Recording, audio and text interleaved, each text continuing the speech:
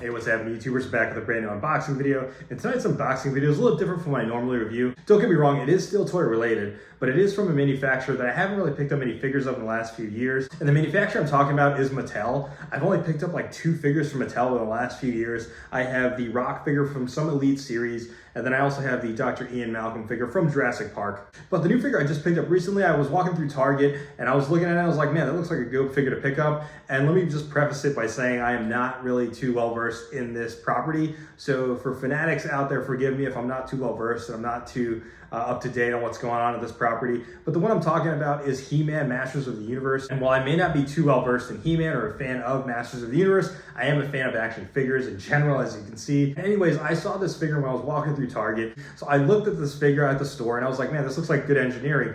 Double jointed elbows, double jointed knees, and pinless technology. And aesthetically, the figure just looked dope, and I had all these ideas for ACBA shots and toy photography. So without further ado, y'all, let's get started with the unboxing. The figure I'm talking about is Evil-Lyn from the latest Masters of the Universe Revelation series on Netflix, and it is also part of Mattel's Masterverse line. But without further ado, y'all, let's go ahead and get started with the unboxing.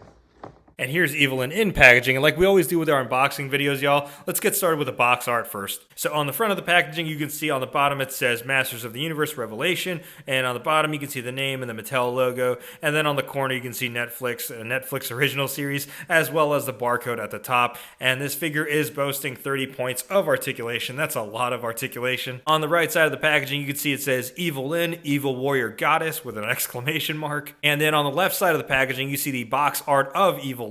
And on the back of the packaging, you see the full image artwork of Evil-Lyn. And then on the bottom half of the packaging, you can see the other figures in the line. So we have He-Man, Mossman, Skeletor, and Evil-Lyn. And kind of just like the Marvel Legends backing, there is a bio on Evil-Lyn. However, this one's a pretty long one, so feel free to pause it if you want to go ahead and read it. Now, before we get Evil-Lyn out of the packaging, I should mention the box aesthetically looks dope. To me, it's kind of a mashup of McFarlane Toys DC Multiverse box and Hasbro Marvel Legends box. But however, this isn't a 6-inch figure. This is part of like a 7-inch figure line. And enough about all that, let's go ahead and get Evil-Lyn out of the packaging.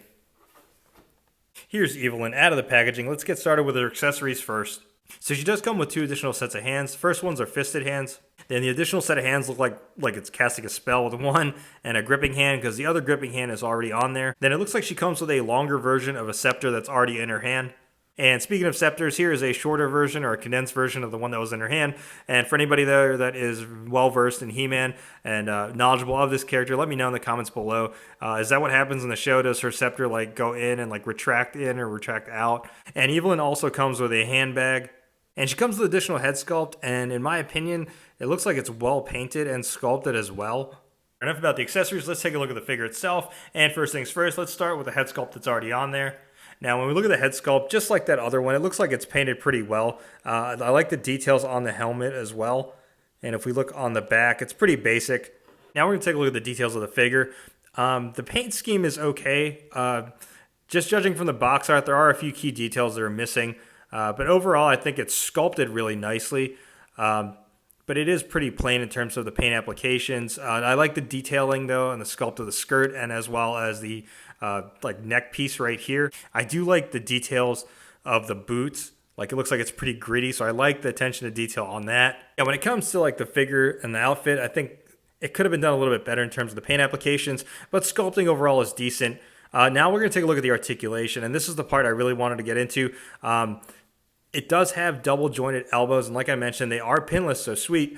So we're going to see what kind of range of motion this gets. So that's pretty impressive for double jointed elbows on a female figure too. So it's almost equivalent to what we see on a Marvel Legends, maybe even more range. And then also there is pinless joints on the legs as well, double jointed knees. So it has your thigh swivel up the top, and also looks like it has boot swivel as well. I want to swap the head out just to see what it looked like on this buck. I did want to mention though, when it comes to like the head swapping, I'm not a fan of the way that the ball joint is molded on there, like with the neck stopping right there. Just because to me, like experiences with figures in the past, like the McFarlane Toys one, when the neck stops right there for the ball joint, sometimes it might cause this to break depending how hard you apply the other head part on there. So like you got to be careful when applying it on there because you don't want that joint to break. And here is the figure with the unhelmeted head on there. And in my opinion, it looks kind of cool, but I kind of think I'll put this one on there on my display. Now we're going to jump right into size comparisons, and first size comparison, here she is next to the Marvel Legends Thanos and the Marvel Legends Hercules. And one of the reasons why I picked up this Evil-Lyn figure is because I had some ideas for toy photography with her and Thanos. So even though this figure is supposed to be technically 7-inch scale, it does look like she can scale with some of the larger Marvel Legends figures. And speaking of Marvel Legends, here she is standing next to a couple other Marvel Legends figures, female figures with double jointed elbows, pinless nonetheless. We have Shriek and Ironheart. And now for more size comparisons, here she is standing next to a couple of McFarlane Toys DC Multiverse figures. We have Wonder Woman from The Last Night on Earth and Wonder Woman from Wonder Woman 84. And next size comparison, here she is standing next to the NECA Homelander and Starlight. Alright, some overall thoughts on the figures. I definitely like it, especially the engineering on the double jointed elbows, and they're pinless too, just like the double jointed knees are pinless. I think engineering wise, this figure is awesome. Like I said, my only complaint is the diaphragm joint is a little loose, but it could have just been this figure. In terms of paint application, it could have been a little bit better, but in terms of sculpt, it's definitely good. It's a nice attention to details, especially the boots, like I mentioned earlier. So definitely worth the price point of $20. And also the accessories. Let's not forget that. She comes with a boatload of accessories, 2 additional hand sculpts, additional head sculpt, and 2 accessories. No, 3, sorry, including the purse.